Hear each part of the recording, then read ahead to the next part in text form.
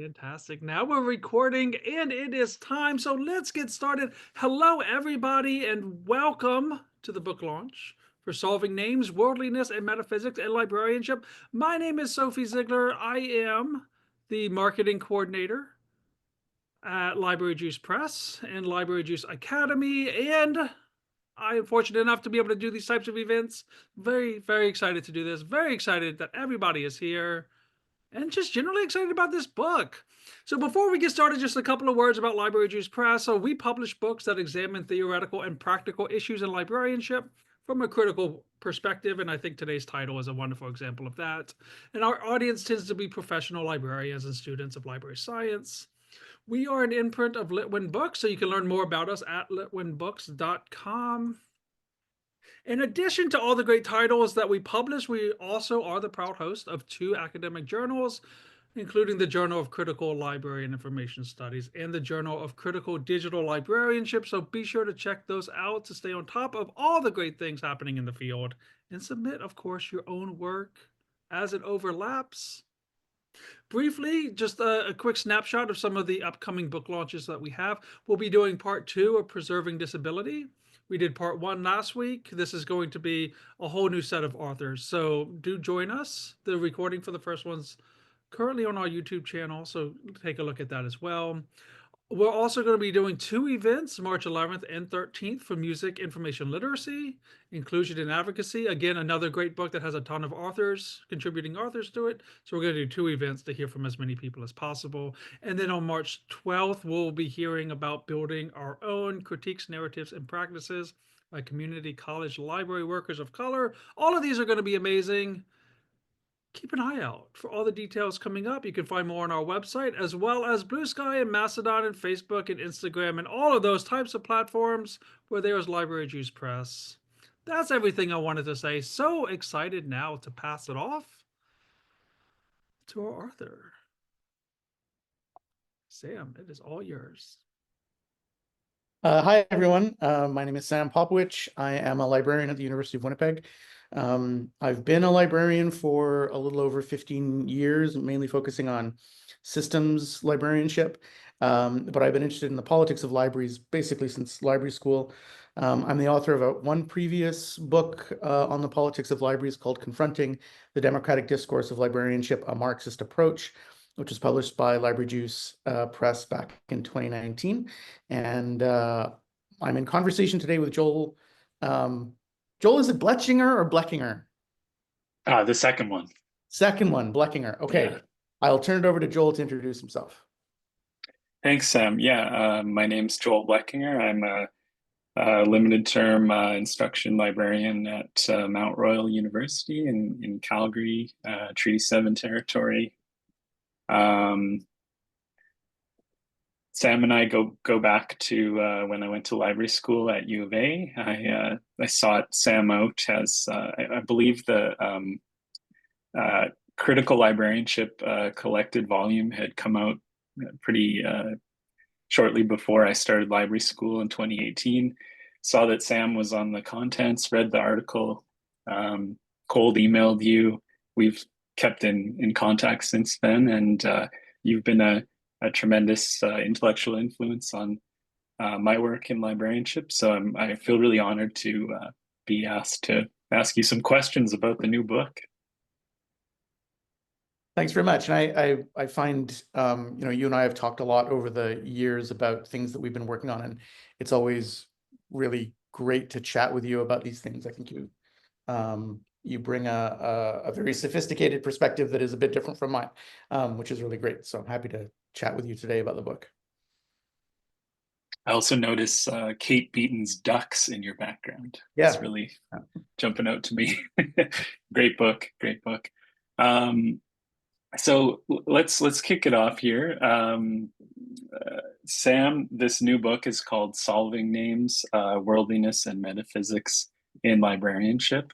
What would you just say the book is about in the broadest strokes, given like a quick elevator pitch? Yeah. Basically, a lot of the book sort of comes out of conference presentations and drafts of articles that I had written. And at a certain point, I noticed that there was a theme running through them, which is that what I was critiquing was often a set of labels or a set of names, a set of concepts that would enter into the discourse or the discussion as a way to discipline or ground what could be spoken about, approaches that we could take, perspectives that we could take on particular issues within librarianship. And I wanted to sort of get at that idea more broadly and then dig into certain specific examples of solving names. You know, in a lot of the work that I've done over the last few years, I came to think that intellectual freedom, that the expression intellectual freedom was kind of one of the major solving names for the profession, in that once it's brought into the discussion, it can only ever mean one particular thing, and it's very difficult to have a discussion where we maybe expand on that or change the definition or look at alternative perspectives on you know, people's and society's intellectual activity and intellectual life.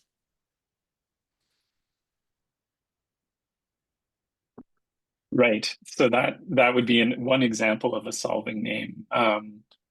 You also talk about, I was just rereading the intro before the talk today. Effectiveness comes up as a solving name in the introduction. What would be a few other examples that you can think of? There's certainly many that come up across the book. Yeah. One of the big ones for me working in kind of the digital library world is open or openness. So back when I started being interested in computers and the open source movement was really taking off, open or openness became a way to kind of ground the discussion, that open was meant to be an uncriticizable concept that everyone sort of automatically was supposed to understand. It's the reason that open moved from open source to open access, to open data, to open science, was because it sort of carried this grounding connotation, or the disciplinary nature of being a solving name into those different areas. And over time, especially through kind of critical work in these different fields, we've come to realize that openness has its own history, its own genealogy, its own internal contradictions that we need to deal with. And so there have been criticisms of open source software as somehow trying to evade the material economic relationships that go on in software production. In open access, questions around disparities in publishing that kind of get papered over by this solving name of openness. In open data and open science, there's questions about geopolitical access to research, the parity or disparity between being able to participate in those things. And those often get papered over or covered up or obscured by this concept of openness. In broader society, we see it around the word freedom, right? The word freedom itself gets leveraged.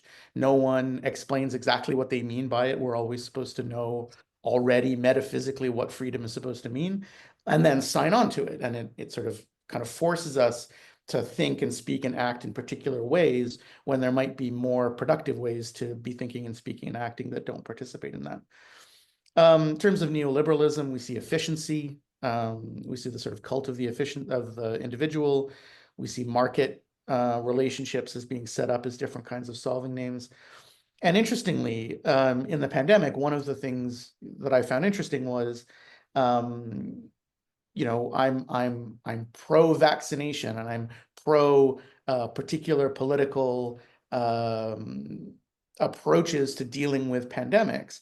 But I thought that the erection of science, following science, supported by science, in fact was operated as a solving name. It operated as a solving name in a way that I approved of, or to support policies that I approved of. But nonetheless, it still acted as a solving name where you weren't really able to ask what science was supposed to mean in that context. It was kind of this monolithic thing that served to sort of structure the discourse. So those are a few examples. Those aren't ones that I talk about too much in the book. Openness a little bit as it applies to librarianship. But yeah, individuality, intellectual freedom, those kinds of things, knowledge, truth, all of those end up being solving names that I explore in the book. Thank you. Wow, I have so many thoughts just in from that brief list of I've just been digging in. Are you familiar with David Columbia? Yes, yeah. I've been digging into his new posthumous book from U, Minnesota. It's called Cyber Libertarianism. Hmm. And it was kind of the last thing he was working on as he was unfortunately uh, was ill. And in the part that I've just gotten through, he really criticizes that kind of openness as a solving name in the information professions, and talks about the way that openness has been captured and recuperated by market actors and stuff like that. And it's a really fascinating um, read. The other thing you said about science serving as a solving name just takes me right back to circa 2020 2021 with those lawn signs like in this house we believe science, and then how that kind of created an equally polarized Mhm. set of attributes from other people on the other side of the political spectrum, and how those kind of became almost like mutually reinforcing sets Hmm. of commitments. That was something that I was thinking about a lot in that kind of 2020 to 2022 period. Um, wow, yeah. But to get back to the book, you wrote this around the same time as your PhD dissertation in political science at the University of Birmingham, which is titled "The Cheapest Police: The Limits of Recognition and Intellectual Freedom in Canadian Libraries." First of all, I'm totally in awe of your ability to seek respite from your PhD dis by writing an entirely separate book. That's an amazing feat to me. But what would you say you were able to explore in this project that you weren't able to in your dissertation? Is there some overlap between them that you see? Certainly, I haven't read your PhD disc, but the fact that it has to do with IF, and IF comes up a lot in solving names. So I was just curious if you wanted to talk about the Hmm. two projects. Sure. So I hadn't really thought about why I ended up working on solving names at the same time, but I was recently reading a comment thread on Reddit about PhD work, and someone mentioned that when you're working on the dissertation and you're being guided so closely by what your supervisors want to see, how they want you to write, how they want you to formulate ideas, um, really narrowing down your argument, narrowing down your sort of citation space, that some of us, I guess, feel the need to kind of let our hair down and be able to write and think a little bit more expansively, as a way to, as you say, get a bit of a respite from the PhD work. And so solving names kind of allowed me to, there was certain things that I had been reading that didn't fit into the dissertation, but which seemed to give a kind of theoretical or philosophical framework to the material that I had for solving names, that I wanted to be able to explore, but couldn't really do it there. Um, it was good to be able to sort of take some time out and like work on the introduction to solving names, which works through the work of people like Robert Brandom, and then go back to the PhD and not have to think about, well, how am I going to get these ideas that I find interesting from Brandom into the dissertation, because I can't shake them. So it let me kind of shake them off a little bit. There's some overlap, obviously, in the contents. The main overlap, I think, is chapter 11, Libraries on Stolen Land, which uh, is kind of based on a chapter in the dissertation that explores the concept of nature and how that applies, how nature as a solving name has been applied to the way librarianship or library policies often apply to both trans people and Indigenous people. So comparing the kind of transphobic speaker controversy around intellectual freedom in Canadian libraries with the Winnipeg Public Library exclusionary security practices, and the ways that nature is used as a way to discipline trans people and Indigenous people in different ways. So similarly to the way I think about intellectual freedom, nature becomes a kind of pragmatic way to perform the disciplinary work that libraries feel need to be done. How that actually takes place differs depending on who's being disciplined. And so the Libraries in Stolen Land was sort of aspect of that research that I turned into a conference presentation for the Canadian Political Science Association a couple of summers ago, and was able to kind of get at some things that didn't find room in the dissertation, but was also able to kind of more narrowly focus on what I think of as the question of Indigenous sovereignty and land rights in Canada. So it was related, but different enough from the PhD dissertation that I thought was worth including in the book. Thanks. Yeah, I've downloaded your diss and I've kind of skimmed a bit of the intro, but haven't quite made it through it yet. But I look forward to seeing the commonalities between it and solving names. Having made my way through solving names, I do have a question about the that Libraries on Stolen Land chapter that I think we might get to in a little bit. But first, I did want to ask you. This is a bit of a long intellectual freedom question. So I read Solving Names last chapters most recently. They're kind of the freshest in my mind. And your comments about intellectual freedom and conflict were particularly illuminating for me. So I'm gonna quote from you here as you articulate intellectual freedom in libraries is always reduced to conflict between individual and individual, individual and society, individual and the government. Because capitalist social relations are in reality always conflictual, capitalist versus worker, have versus have not. The dominant traditional view of intellectual freedom is the reductive, patriarchal, capitalist one of conflict and overcoming, rather than containing and cooperating. But what happens if we reject the primacy of conflict in intellectual freedom? And so after that, you say, you talk about this idea of trans-individualism, drawing upon Verno, remarking that, quote, the individual is built out of pre-individual and trans-individual cultural forms and social relations.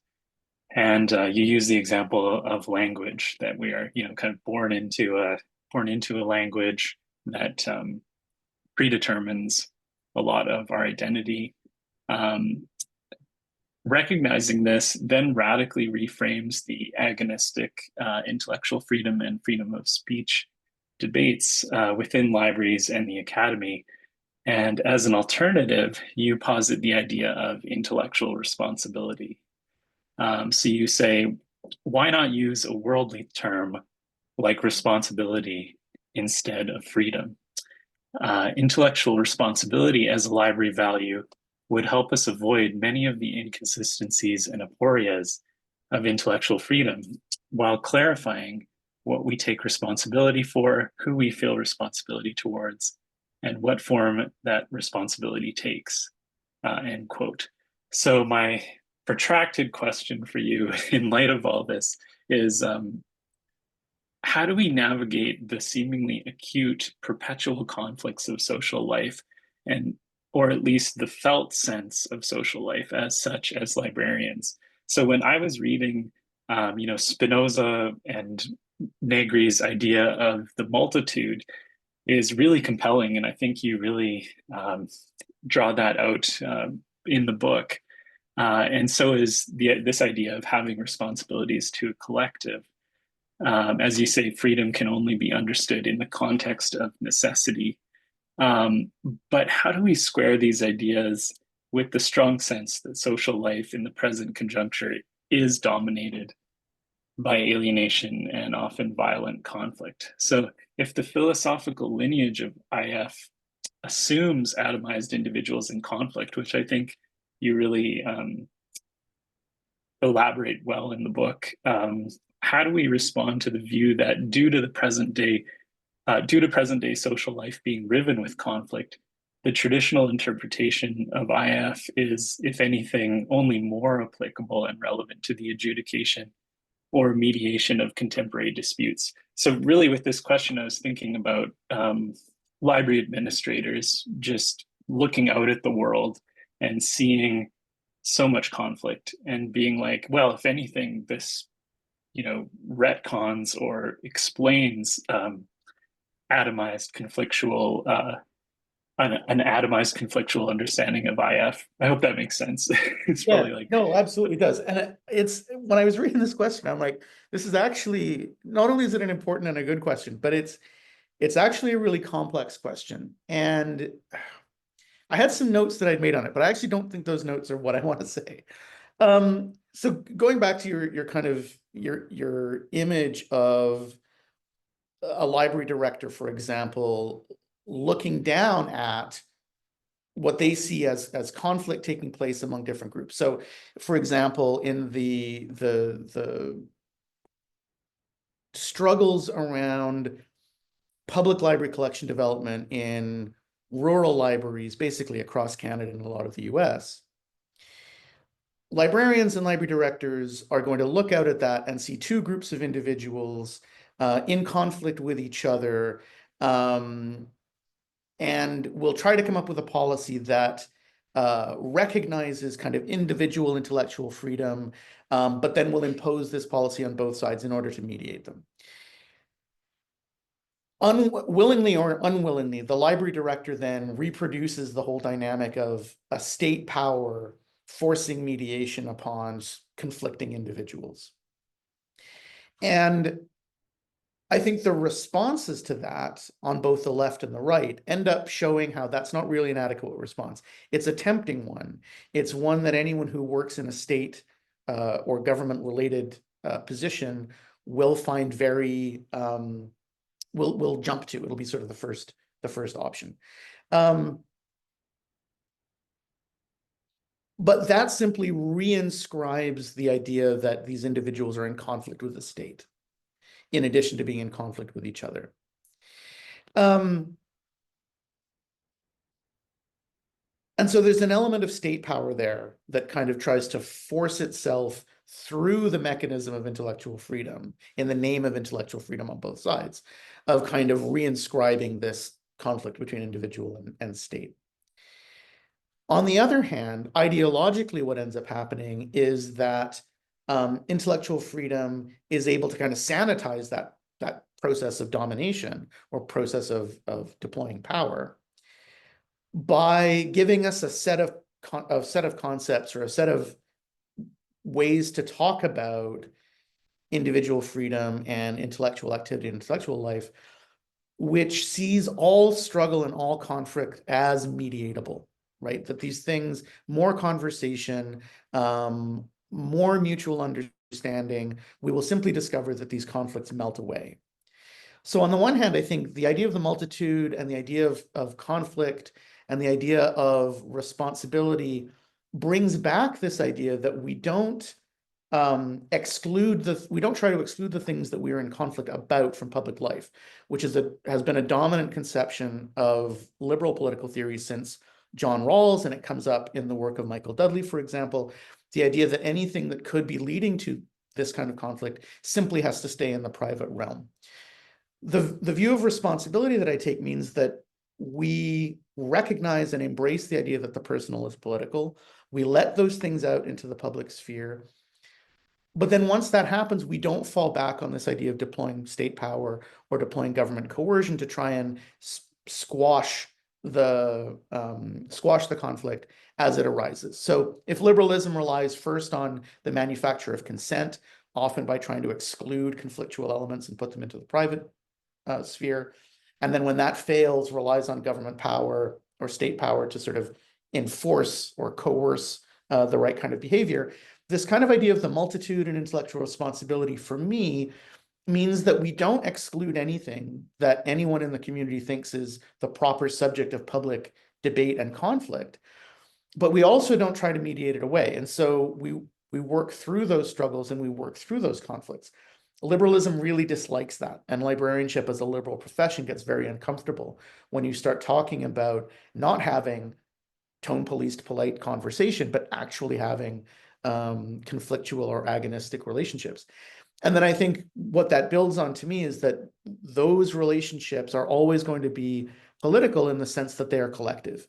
It isn't individual against individual in these cases. It is group against group, with particular kinds of group allegiances that come out through their own sort of internal conflict and struggle. And so by getting away from the solving name of intellectual freedom, it opens up space to think more collectively and more agonistically in the way that I think Spinoza and Negri's idea of the multitude gets at, where democracy is not the domination or the mediation or the disciplining of conflict. It is the expression of conflict to come out the other end with some collective way forward. And that raises all kinds of other problems. It's not any kind of solution or solving name on its own. But I think it helps to avoid some of the pitfalls of the liberal genealogy of librarianship. Thanks for that really fulsome answer. Yeah, I'm just trying to think of where we can go from this. I feel like I kind of jumped from 0 to 60 with that question. IF and conflict. Yeah, what I was really trying to get at with that question is the reality of social life may be the multitude and the collective, but there's this other level of kind of what I see as like discursive. Certainly, we see it in the media and stuff that this is a time of total conflict, and so when I was picturing that kind of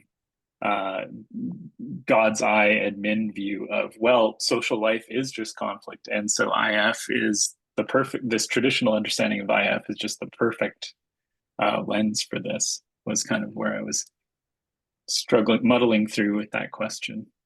I think yeah. If I could jump in there for a sec, I think one of the ways that helps me get a handle on this is the traditional view of IF, I think, appears really attractive if we follow the kind of liberal media playbook that polarization and social conflict is new, or at least the extent to which it's present in our society is new. And they often go further and say that it's been created by the woke or the left or whoever.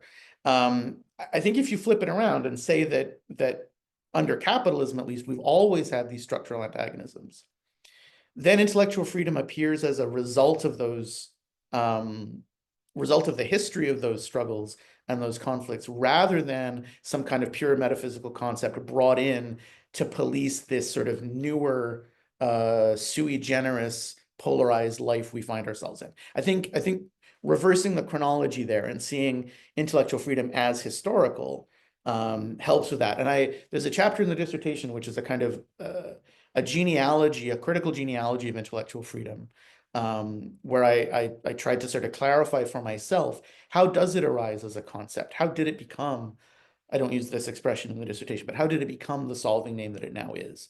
So that's, I think maintaining that kind of historical view of the solving names in question kind of help clarify some of those issues.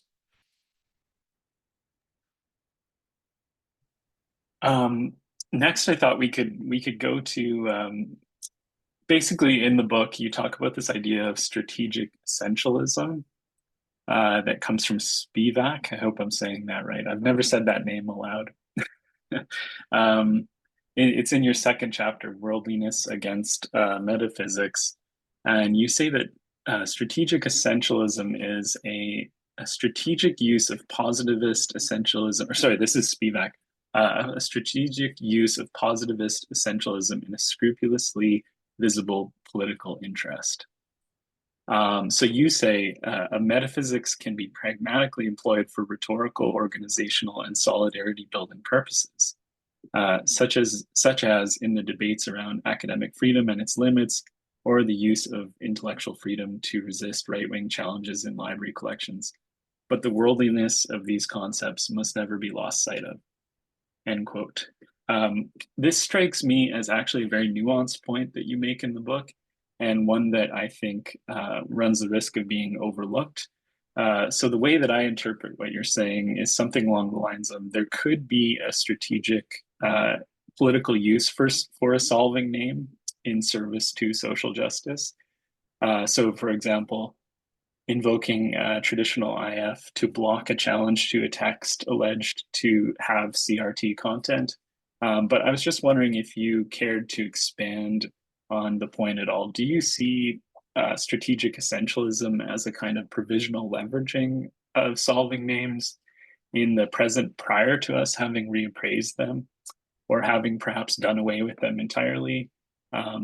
It seems complicated to me to invoke a solving name for a strategic political aim while at the same time having to remind yourself, oh, right, I don't actually really agree with this. I think it seems complicated when we think about it in the kind of terms that we're discussing it, but it feels like to me we do it all the time.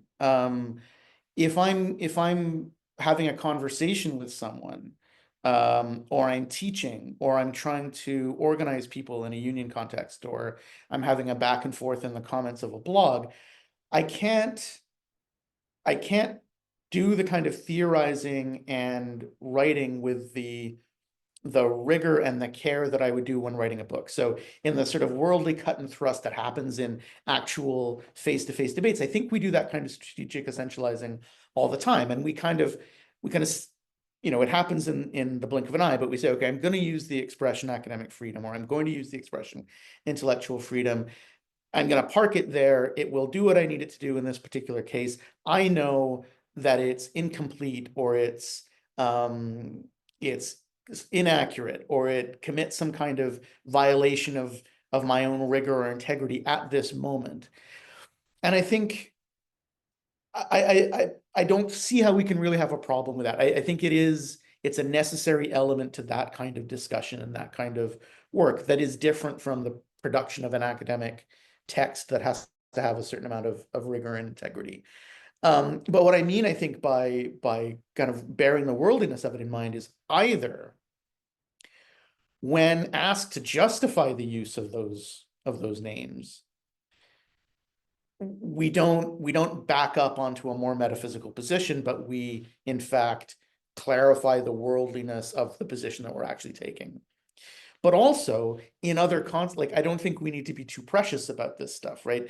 There's a kind of dogmatic insistence on maintaining solving names from discourse to discourse that I think is kind of counterproductive. So even if I happen to use intellectual freedom or academic freedom as concepts in a worldly face-to-face discussion, I don't have to use them, or I don't have to use them in the same sense in another kind of discussion. So there, to me, worldliness goes along with that kind of pragmatic approach to deploying these things. And a lot of this has to do with the audience that we have, the purpose of the discourse that we're going through, the norms that are involved. So there's different norms involved in chatting in the comments of a blog post versus this kind of conversation with you. And I think we're allowed to bear those different norms and different contexts in mind, and be strategic or pragmatic and leverage essentialism or solving names to accomplish particular purposes. I don't think we need to worry that it's intellectually dishonest or it's in bad faith or anything like that. And I hope, I'd have to check the chapter. I got this idea. It is from Spivak, but the kind of more cultural approach to this is something that I picked up in a piece by Stuart Hall, where he's talking about strategic essentialism as a way to forge links between groups that might actually have differing perspectives on things. So in order to forge some kind of collective strategy or collective future, a certain amount of strategic essentialism is necessary. And this is probably kind of what I mean as well. If I'm talking to faculty members, I can't be too nuanced about my feelings around academic freedom if what I want is to forge some kind of strategic or pragmatic way forward. And I think that's okay. I'm sort of giving us permission to do that in a way. Yeah, thanks. There's kind of a flip side to it where the solving name can become common cause and can become cause for coalition building in a weird sense. Yeah. And I think I guess one piece of that in terms of making a solving name something that there could be common cause about is the deliberateness. So I think one aspect of Spivak's strategic essentialism is it has to be deliberately adopted. And the solving names that I talk about in the book, the process of their use is often unconscious, right? We've been inculcated into the idea of intellectual freedom, and so we bring it in a pre-conscious way. And I think there's an element of being very deliberate about how you strategically deploy these essentialisms that comes out of Spivak and Hall. Yeah. Hmm. Just to keep moving here, to cover more territory. This is such a rich book. I should have said that at the beginning. There's a wide range of topics that are covered. I thought I could ask what I've termed in our document here the inevitable Gen AI related question. So for me, your writing on Gen AI has been really clarifying for me since 2022. I don't know about you, but um, I've reached a bit of a threshold with what I can and cannot read about Gen AI. So much of the discourse in the Chronicle and inside higher ed is just totally unreadable at this point. But some of your pieces, particularly you have a blog post, Chat GPT, Commodities and Tools, which I thought was really useful. You put that out quite early in the whole Gen AI moment. You have a piece in the Cout journal, Chat GPT and the Commodification of Knowledge Work. And now in Solving Names, you also have a Gen AI chapter, more clamorous than a parrot against rain, the pedagogy and politics of Gen AI. And what I've really appreciated about your writing on Gen AI is you repeatedly emphasize the context of capitalist education that Gen AI tools are set against. So you say in the book, they deeply problematize the link between output, text, and internal subjective experience, and pedagogues' ability to measure learning outputs. But also the focus on outputs over processes, of course, predated Gen AI technologies. So it's not really new to Gen AI. I have to lay my own cards on the table in saying that having studied the history of information literacy quite extensively, I find myself really skeptical of this idea of AI literacy, imparting some kind of powerful new purpose to post-2022 librarianship.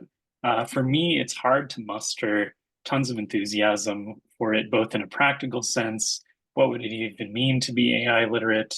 Does being AI literate help when you lose your job to automation, or an AI denies your health insurance claim, or your home is destroyed by an AI powered targeting system, and in a higher level discursive sense? So, Sam, are you at all interested in this nascent project being elaborated by figures like Liolo at the ACRL within LIS of AI literacy or algorithmic literacy? Do you see libraries as the natural home for experimenting, their words, not mine, with thinking about AI tools? Or is the positioning of libraries as such basically trend chasing opportunism? Yeah, I think it is a little bit of both. I mean, libraries, through the kind of deep-seated insecurity around our own mission, are often cottoning on to things that, so I could totally see how the maker spaces that were popular over the last decade become AI maker spaces over the next little bit, as a way to try to remain relevant. Yeah, I mean, I agree with you. I think the idea that being AI literate in the same way, there's another chapter in the book on should librarians and learning to code, the whole discourse around people should learn to code. And I think learning to code, the moment of everyone should learn how to program, is kind of morphing into everyone should know how to prompt engineer generative AIs. And I think it hasn't quite become a solving name yet, though I suspect it might. But it is doing the same thing that solving names do, which is try to erase the materiality of everything. So the classic example is the energy usage that lie behind AI compute power, AI data centers, cryptocurrency data centers, search engine data centers. Those are all abstracted away from us. We don't see the material realities of those. So the examples that you use, people being downsized, people losing their homes, people having their houses targeted by AI-driven drone technology, all of that to me, I think it's important to keep bearing those material realities in mind as we talk about generative AI. And AI literacy, I worry, is always going to be a little bit divorced from that. And part of that, I think, to me, is the use of literacy as a metaphor. So algorithmic literacy, data literacy, science literacy, media literacy. I understand the ways that those are connected to literacy, reading, the ability to read and to understand. But I think their use as a metaphor ends up making things more complicated than they ought to be. I think we tend to use literacy because for some reason we're afraid of the word understanding. Or finding out about, it sounds fancy or it sounds more scientific, and so it participates in that kind of discourse. But I think if we were to replace those things, if we were to replace, the other thing is I think there's a kind of anti-intellectualism going on there, where we think that literacy is within people's reach, everybody's reach, in a way that understanding isn't, right? You leave understanding to the AI experts, you leave media understanding to media experts, but ordinary people who are coming into libraries, we can expect them to have this dumbed down version that we call literacy. And I think that's hugely problematic. And the metaphor, I worry, kind of does that. So to me, I have no problem. I think we should be talking about AI understanding. I think AI understanding, media understanding, algorithmic understanding is well within the grasp of the vast majority of people. And then we can kind of more narrowly preserve the idea of literacy as actual reading. For me, a lot of understanding, obviously there's different ways to come to understanding about different things, but reading more is always a good option. One of the things that I'm often confronted with when I work with students is, and AI tools are unfortunately feeding into this, is the unwillingness to read more. And so as AI tools get pushed to scholarly databases, which are going to give an auto-generated summary of academic articles, my fear is that that'll just be another way for students not to actually have to read the thing. And so I would like to sort of push and promote actual literacy, more reading. And maybe we can do that by divorcing the metaphor from what we actually probably ought to be doing around AI and algorithms and things like that, which is promoting understanding. So I think the AI literacy model to me, is a little bit fraught. Thanks, Sam. Yeah, I see it as totally fraught as well, because if you study the history of information literacy, the concept came out of Paul Zurkowski's the information service environment, and for him it was very tied to this mass scale retraining of the American population. So when I see AI literacy, I can't unhear or unsee the way that it's disciplining workers, really, as a new type of competency that you have to keep abreast of to remain viable in the workplace, or etc. And I really like what you're saying about understanding. It seems to sidestep a lot of that kind of political economic baggage of literacy for me. Just being cognizant of time here, I did say I was going to get to the question about the libraries on stolen land chapter. I'll abridge my question here.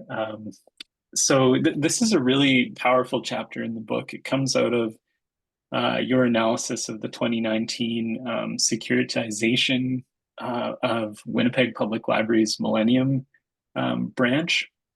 And you draw on Owen Taves's work on the history of Winnipeg, and also your own experience of growing up in Winnipeg. And you say essentially, quote, the exclusion of Indigenous people from Millennium Library is a double exclusion. The exclusion of Indigenous people from a public space on already stolen land. You also, in the chapter, also talk about Hall, and you say that you quote from him, kind of, you're glossing him, I think, but you're saying, quote, libraries act today much as the media did in the crisis of the 1970s that Hall analyzed, constructing signifying or representational systems which encode particular social values in order to construct both a demonized, stigmatized group of people as well as the normal, right-thinking populace that can be defined against those groups. End quote. So in the WPL security crisis, the Indigenous other was demonized and characterized as an undifferentiated mass that was ironically not afforded the individual rights grounded in the liberal pluralist Canadian paradigm, typically championed by public libraries. So you make the point that no one was standing up for the intellectual freedom of those particular patrons in that moment because they weren't differentiated as individualized subjects in that moment. So given the potential for libraries to do both representational and material harm, which I think in the book you actually point out is, representational harm is material harm to racialized communities, both illustrated by the WPL security crisis, and also keeping in mind Tuck and Yang's idea that decolonization is not a metaphor, which I always like to keep in mind in these discussions. What do you see as libraries' role in material and meaningful decolonization? As you state following the Red Nation, quote, if public land is stolen land, then public libraries are stolen libraries. What would it mean for libraries to be meaningfully repatriated, or how do you understand that situation? Yeah, it's a complicated question. I'm not sure I have a good detailed answer about what land back looks like for libraries. But I do think it's important to bear it in mind and make sure that it doesn't become a metaphor. Make sure that it retains its kind of materialist underpinning. But probably a good example of the way some of this representation works and the kinds of things that libraries could pay more attention to. In the chapter, I mentioned that when the library reopened, the security gates were back up, but there was a community resource space that was put into the lobby of the library outside the security area for people to use. That was budgeted for until December of 2024, at which point the city just refused to renew the budget for it, so it was closed. It turned out that about half of the reference questions that were coming into the library were being answered in that space, which was being staffed by, I believe, community members, not library staff. So it was providing a very real service to people who, for whatever reason, weren't going through the security gates into the library.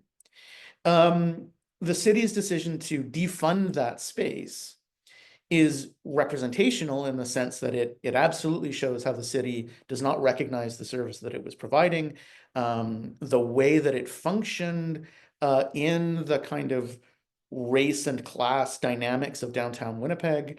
And then, worse than that, of course, the city's police budget keeps getting inflated. So the money is essentially going to the police. And so there's a representational harm there, but also the community resource space provided a real service to concrete flesh and blood people in downtown Winnipeg, and now that's gone. And so the representational and the material harm are both kind of front and center in the shuttering of that service. So in terms of what libraries could do, they could stop doing things like that. Interestingly, in Winnipeg, the public library is perhaps the only Canadian public library I know which is not at least arm's length from the city. It's run just like any other city department, like parks or like water or waste or anything like that. And so it's directly subject to city decision making, which causes all kinds of problems in I think Winnipeg Public Library. And so to stop doing things like that, to really understand the representational material harm of shuttering a service like that, would be a good start and would require things like having a meaningful, let's say, Indigenous consultative advisory council to the library. When the security gates were put up in Winnipeg, the only people who were consulted were a private security company and the Winnipeg Police.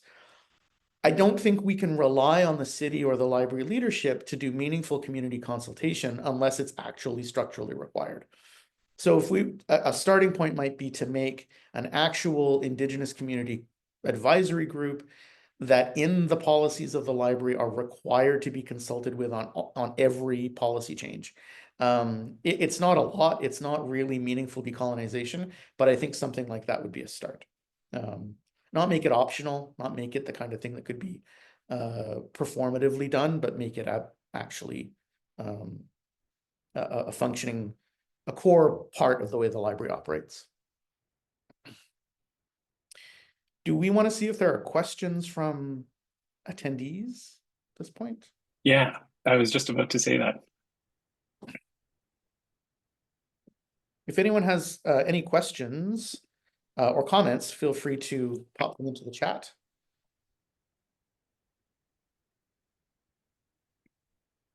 And if not, no worries. Joel has more questions. I think we got through the kind of meatiest questions that I had, so I'm really happy about that.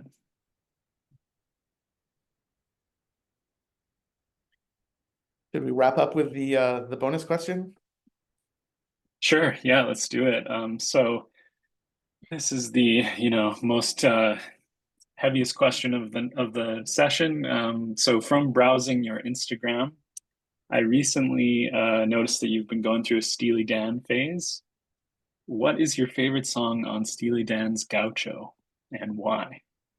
So it's actually been quite interesting because I'm exactly the right age to have completely hated Steely Dan when I was a kid. Like I was a Nirvana kid, and Steely Dan was just the most uncool, dad rock you could imagine. And then for some reason last summer, I got absolutely hooked on Steely Dan. I think I listened to nothing but Steely Dan for 3 months.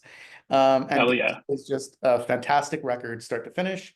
I don't think there are any bad songs on there. And so this question was actually quite difficult. I listen to Babylon Sisters all the time, which has gained resonance with the fires in Los Angeles. I love the riff on My Rival. I think My Rival is just this incredibly catchy song. Third World Man is really popular among like Steely Dan heads. But probably I would say the song that I find like the deepest and richest on there is Glamour Profession, which is just such a, like, it's this panoptic view of sort of sleazy underbelly of LA life on top of like, funky, like, yeah, funky track. So yeah, I'd go with Glamour Profession, I think. Nice. I was trying to think of this, and I think for me it would be Time Out of Mind. Sure. Yeah. That was my gateway to the album a couple of years ago. Well, this was probably 10 years ago. I found this podcast of these two boomer rock critics going through the Steely Dan discography, and that was the song that got me into Gaucho. Okay. I do have to say, I don't have any tattoos, but I have thought about a Gaucho tattoo on occasion. I think it would be so cool. Yeah, it'd be neat. Yeah, the production on Gaucho, the airless kind of almost sounds like prefab tracks that are just kind of hit play on is really fascinating to me too. There's something very like inorganic about the whole thing. I hear that I hear that comment a lot about Gaucho, and I still feel, and maybe this is just, maybe it's mainly the vocals, but I still feel that it has a certain amount of like plastic soul to it, which is Yeah, that works too. Good. Well, I think that wraps it up for us. It was really great talking to you, Joel. I loved the questions that you came up with. I really appreciated the opportunity to kind of dig into some of the content of the book. Oh, you're welcome, and thank you for inviting me to do this. It